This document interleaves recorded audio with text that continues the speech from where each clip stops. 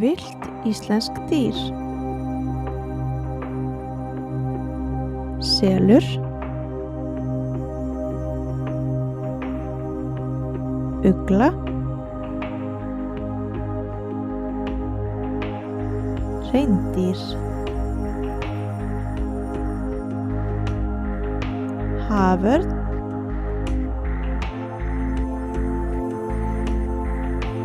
mús, minkur,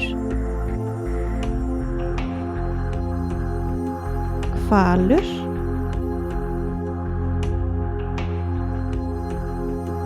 refur,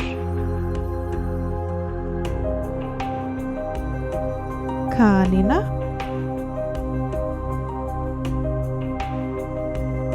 rotta.